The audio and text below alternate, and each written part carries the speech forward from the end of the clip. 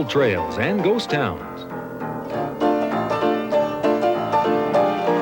Share the adventures of our early pioneers as we explore the development of the Pacific Northwest and beyond. With your host, Mike Roberts, and historian Bill Barlee.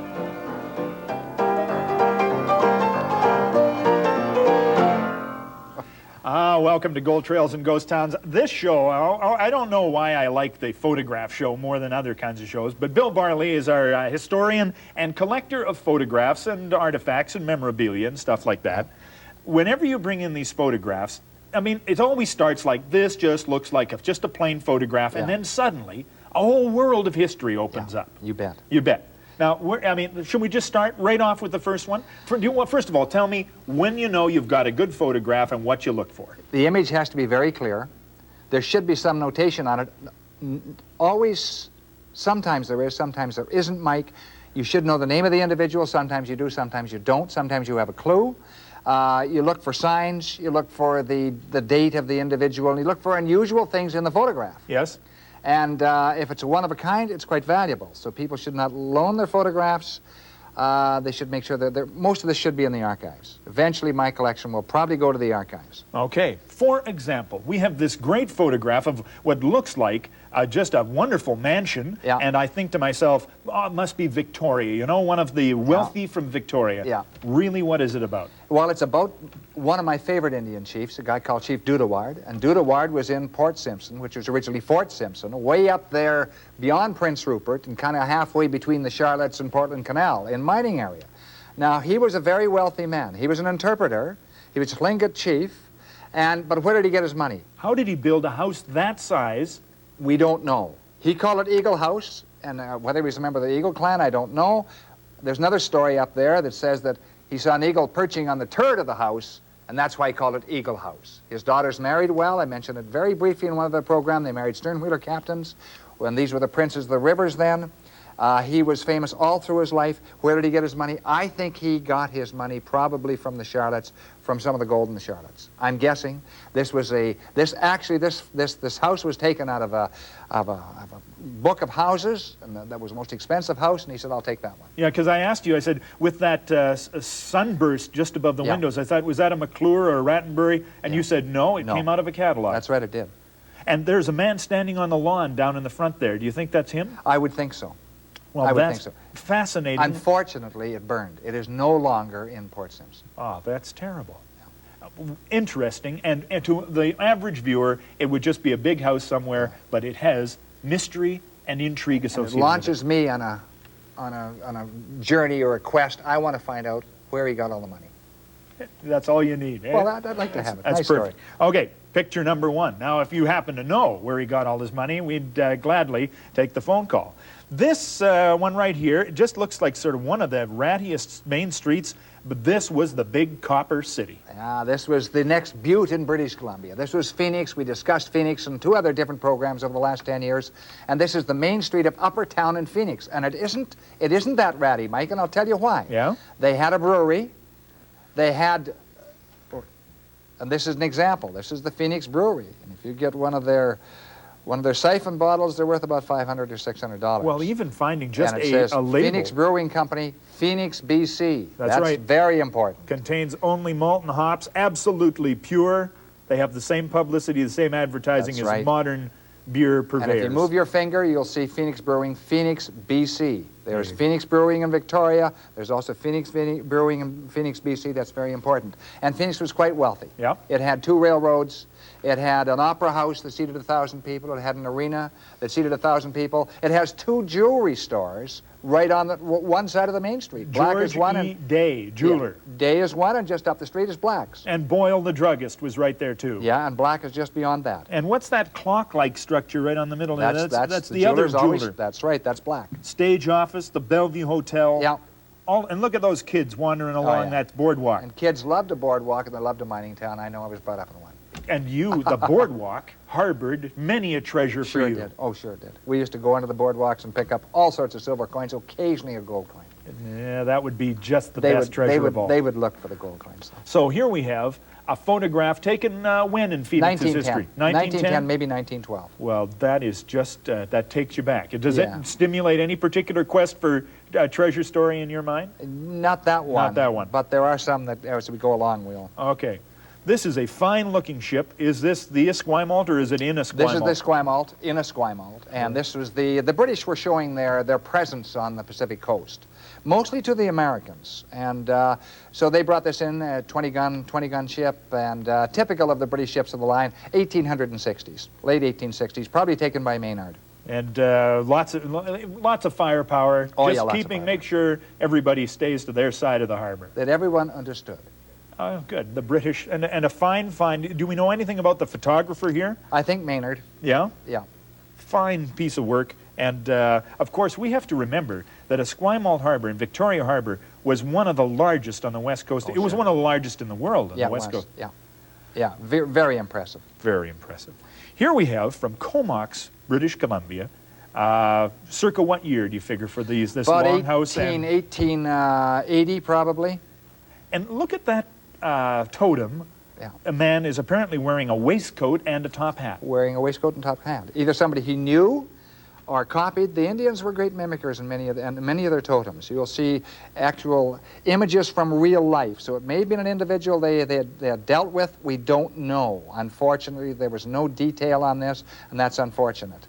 And the fact that this is Comox, you know, for some reason I think of the longhouses and the totem poles as being a Queen Charlotte sort of a thing, but they existed down on even the central part of the island and below. Right from Alaska right down to the state of Washington. And would there be different functions for that? The small totem with the man in the top hat is much different than the one that's some very are clan tall. totems, some are house totems, and so on.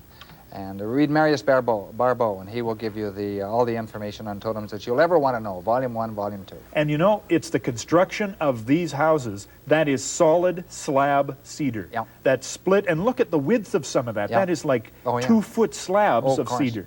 No, magnificent work, really. The craftspeople on the coast, the native craftspeople, awesome ability. Oh, yes, and it's recognized all around the world now. All right, we're going to have to take a break here. Otherwise, you know, we could just go on, and nobody would ever pay the bills. But we're going to come back in just 2 minutes with more photographs from Bill's collection. Don't go away.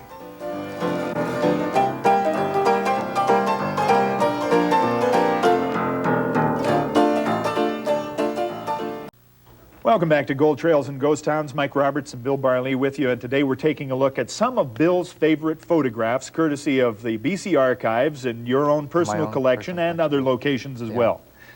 This one is a mystery. This one has puzzled me for over 20 years. Picked it up out of an album. Everything else in the album was identified. Now look at, in the middle This of wasn't. town, cordwood by the thousands of cords of cordwood. Definitely. What do they need cordwood for? Why do they need that much cordwood? Well, there's obviously a plant very close by, and you can see the plant. It's just down there to the left. It's got those, what, 5 smokestacks Yeah, I coming think up it has from something to do with coal. And just beyond it is another town very close by. Way down around the corner That's right. there. This individual who owned the album had been in Utah. All his identification was in British Columbia. He did not identify this town. I don't know why. Now that, I mean, Boundary Creek, you know, the hills No, are right there. Mike, It looks at, no? believe me, it is not. I know the background. It is not in British Columbia. I don't think it's in the foothills of Alberta. There's no American flag showing either. I don't see any flags flying on any of the houses. Which is interesting. That I looks think it's like a Mormon town in Utah. Now that's a major building right downtown, and just across the street from it looks like maybe a big hotel or a big major office. I think so. Yeah. All right, so if anybody can identify that neck of the woods, you figure it's coal in Utah. I think so. Very interesting. And all of the houses Hopefully an educated guess. All right. Now, this is one of these beautiful little keepsakes in itself. Sure. A colored, hand-colored, what do you call it? Postcard. Postcard. Thank you very much for filling that in. And who's Fire Hall, Vancouver, British Columbia. About 1909. This is when they got their new mechanized equipment in, Mike. Look at, they're just as proud of it. They're all standing there. Are they ever? Buttons, brass polished, and away they go. Yeah. And this is important for 2 reasons. They obviously sold these by the hundreds. Oh, yeah, sure they did. But on the back, of course, Vancouver, this is June 28th. This was sent at 2:30 in the afternoon. Dear friend. Yeah.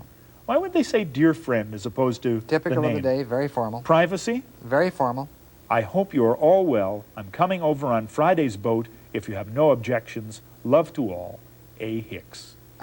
Look at that. Yeah. Very nice indeed. Okay, so that just says to you, state of the art, that particular year, fire department, proud, and what's going on. Now, the Mucho Oro mine has to be, I mean, one of the most famous. It's in Williams Creek? Produced about, probably, the records say less, but probably about 2 tons of placer gold, Mike. These guys should look happier than they do. They should all have a grin on their face. Yeah. They don't. But they should all have a grin on their face. And you can see 3 Chinese on the left-hand side of the photograph, which is interesting. And there are about, I think, 15 people in the photograph. Now, there's a guy holding what looks like a hay rake. What would he use that, or a hay fork? What would he use that hay fork for? That guy, is that part of the gravel agitation that's equipment? That's for forking down and getting the boulders out of the sluice box. That's what that fork is for. Yeah. And the other guys have sort of typical pick and shovel kind of activities. Sure. And that big, what is that, a Cornish wheel that they call that? That's an overshot wheel, yeah, Cornish wheel. And they would use that for doing what? Well, bringing the water in. You have to have water if you're going to run the sluice boxes. So, and would it also turn something? Would it yes. operate the shakers or something? Yeah, no shakers. Just run the water into the sluice box. Bring a line into it. That's an overshot wheel. And so the Mucho Oro, very successful mine. One of about 30 spectacular mines in Williams Creek. Now, this is another postcard, but it has this massive skull of a mastodon on the front. Mammoth skull. And it also has, it's a mastodon skull, that's true. It also has, there's about 7 feet on the tusks. It has some information, discovered at 42 feet below. Right at the bottom, in little tiny print, at a depth of 42 feet on number 5 below, AMAX discovery, Quartz Creek, Yukon Territory, March 5th, 1904. Look at the size of that tusk, 7 feet 6. And they came across, still coming across the remains of mastodons, some of them beautifully preserved in the Yukon, some of them beautifully preserved. And that one has never been filled in by anybody on the back, so fascinating. This clapboard, false front, something or other. Pretty crude. Yeah, pretty crude, basics first of its kind. Yeah. Well, it's built by a guy called Jim Bowes in Silverton. Is he in that shot anywhere? Yeah, I think he's with the horse. I'm not sure. I can't find a picture of Jim Bowes. I'd love to. He was a well-known character in the Slocan, and in fact, a man wrote him back about this photograph. A man in Nelson found the photograph, a guy called St. Dennis, and he wrote Bowes, who was in Vancouver at that time, and said, Bowes, can you identify any of these individuals? He wrote him a quarter of a century later. Bowes identified all 23 individuals, including the guy who's blurry on the left-hand side of this photograph. He identified all of them by first and last names and said, and he finished up the letter, but I'll be damned if I can remember the name of the horse. And it was his horse. It was a quarter of a century later. Did you remember the dog? You have a theory that there's a dog in every one of these pictures. Well, there usually is a dog. And when you're a saloon, there's a dog. There he goes. So Bowes was a great character, a gambler, I understand. He was a gambler, and a very successful gambler who knew nothing about it and would always just take a long shot and usually win. And he was an astonished guy. He came from the Slocan Valley right into Kelowna and established the Lakeview Hotel in Kelowna right next to where the sternwheeler docked. For heaven's sake. And then went down, sold the Lakeview and retired in Vancouver. So you're saying he was a gambler but knew nothing about it. He just would take any bet. See, and if a guy said it's black, he'd say, I'll take it's white. Yeah, that's right. As long as there's some sort of chance, and he'd invariably win. Bet $100 at a time. That was a lot of money then. Bowes. Yep, Jim Bowes. B-O-W-E-S. All right. This is this an Indian graveyard? Yes, it is. Where? Kitwangkul. And typical of the graveyards in that Skeena River country, in fact, all the way along the coast in many instances, but mostly in the north coast. They have those grave houses. Still see them in Kitwanga, Kitwangkul, Kitchigukla, and all through that Skeena country, and it's rather fascinating, absolutely fascinating. Now, a little earlier we saw a totem pole carved in the form of the Boston man with a top hat and waistcoat. This looks like Russian architecture. Did they take some Russian styles here? Yeah, there's a little bit of influence from Alaska, but not a lot, Mike. I mean, that goes back a long, long ways in that north country. So, and it's really quite fascinating. You can still go into some of those areas and see the old cemeteries, the old Indian cemeteries, and I've always been fascinated with them. Another shot, this from one of the great gold finds, the White Channel of up in Gold Hill, Yukon Territory. There's Gold Hill, Chicago, French Hill, all sorts of hills. And that was where they were mining the White Channel, which was an old, ancient run of the original creeks, such as El Dorado and Bonanza and Quartz and all the rest of it. When they hit the White Channel, they hit gold in quantity. Some of these individuals we would be making to the equivalent of an individual going out today and making $50,000 a day. Now, a school for mining could have taken this picture because Sure. it's got everything there. What is the smokestack on the right-hand side? You know what that is?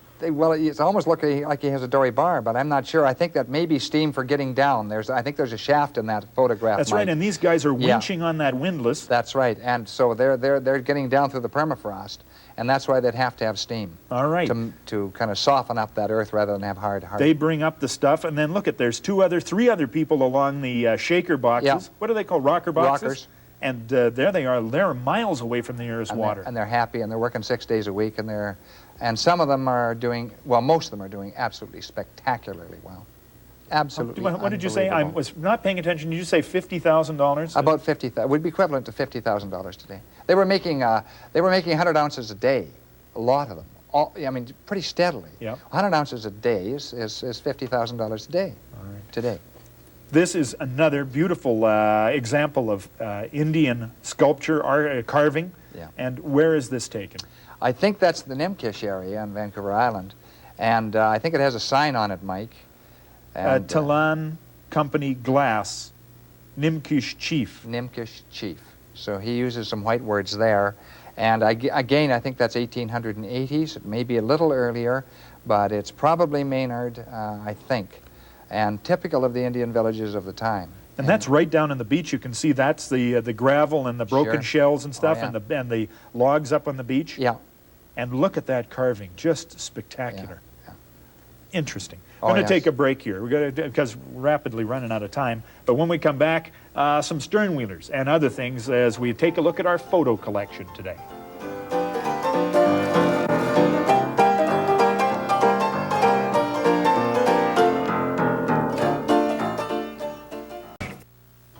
Welcome back to Gold Trails and Ghost Towns. We're taking a look at artifacts, photographs of Bill's collection, and also in the provincial archives.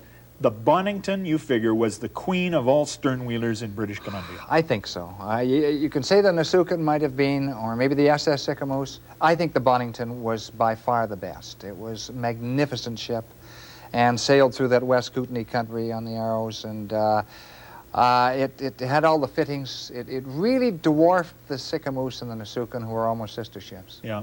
And it, of course, a CPR ship, so it had the silver, it had the Chinaware, it had the service CPR flag. CPR flag, Yeah. one of your favorite things, yeah. the CPR flag. Yeah. And there it is plying its route up the Arrow Lakes Yeah. and looking very proud. Interesting postcard on the back, too, all written in another language to a Mr. Peter Bumowski. Yes, I think that's probably Ukrainian. Right on. Which is interesting. Fascinating. Yeah. This is a photograph of a aboard ship. Would this also be in Esquimalt?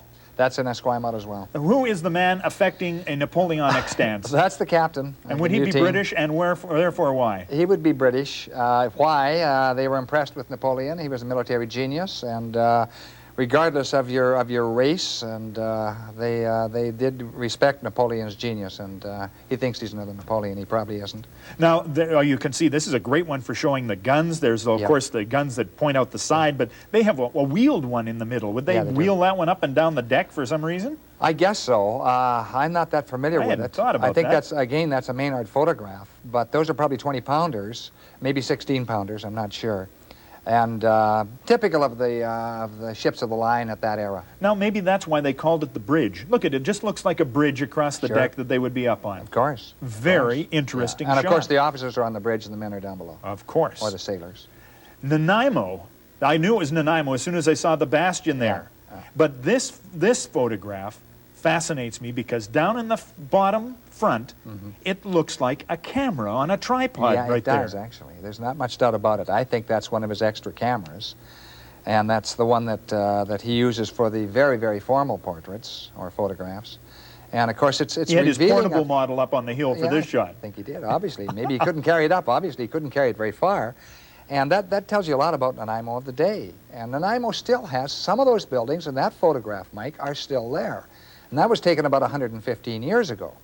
That is just marvelous. Well, Yeah. we can locate ourselves perfectly from the bastion because that's been kept at that same location. Sure. And everything else looked very solid brick buildings in Yeah. some places. It's And- changed a bit. The foreshore's changed a bit, Mike. Well, somebody went and parked the Malaspina Hotel on Well, it and yeah. other things. And finally, this shot, which again shows coastal native people. Yep. Where would this be taken? That's Nanaimo, Chief's house in Nanaimo, probably 1880 again, Mike, about 115 years ago, by Maynard, almost certainly, professional photographer, and shows the family there, and they always look very solemnly at the camera. The Indian nations were not too sure of the camera, with some exceptions. And the house post is really quite interesting indeed, and of course massive building structure there. Well, some native people felt that the camera was actually going to steal their soul. Have you heard that? Yeah, stole their image, stole their soul, and that's why they were a little cautious. And they didn't go around grinning all the time, so they felt they wouldn't grin all the time. Right. I mean, And why? that's logical. In fact, many of our early photographs of groups are individuals who have a very serious look. They do not grin. And again, the value of these photographs is that it establishes time and place, Sure. clothing, construction techniques, development at that Yep. stage, Yep. personalities, attitudes. I mean, it's a novel, a story could be written about every one of them. It's clues to a puzzle. And if you get a good photograph, it'll tell you a lot of answers about an area. That maybe a sign is there, Mike. It might be an individual that's recognizable. It might be a mine. It might be a background. It might be anything. And that gives you a clue to the history of the area. Perfect. That's why the photographs are extremely important. And I've said before, and I'll say it again, always keep your photographs in a dry, cool place. If you do not expose it to fluorescent light or natural light. Or sunshine for sure, because they will fade and you won't notice it until they're gone. So be very, very careful of your photographs. And they are treasures because you see Sure them they so are. often. They're now the material that decorates walls of commercial establishments. And if you want to see, I guess, your family up on one of those, give them the right to use it, but they Sure. are your own personal treasures. Yeah, they are. Some items that can go along with some artifacts that we've talked about. Nelson, British Columbia. This is a beautiful little piece of glassware. Who do you think was responsible for creating this? I'm positive that was J.O. Patinid. I just picked this up the other day. I have another one. There were 3 sizes. I have 2 of the 3 cranberry glass. And it has Nelson, BC. And anything that he sold, he wanted to advertise Nelson. He was the major jewelry outfitter in Nelson. He had 2 outlets in Nelson. And this was the kind of thing he would have sold. So that goes in the permanent collection for sure. These beads, if you are walking along a Vancouver Island beach, you may absolutely miraculously discover individuals of these. Yes, and in certain areas you might, and I'm not going to say where, but you would find some of these on some of the old village sites. They're quite valuable. They're called a Canton bead or a Russian bead. They're a blue faceted bead, and probably made in Canton, I think. They may have been made in Murano, Italy, but I think Canton. And is this a sort of historically intact, or is this one you've assembled in this No, form? that came intact like that. It was picked up by an Indian. I purchased it many years ago. Fascinating. If you have photographs, care for them. We'll see you next time on Gold Trail.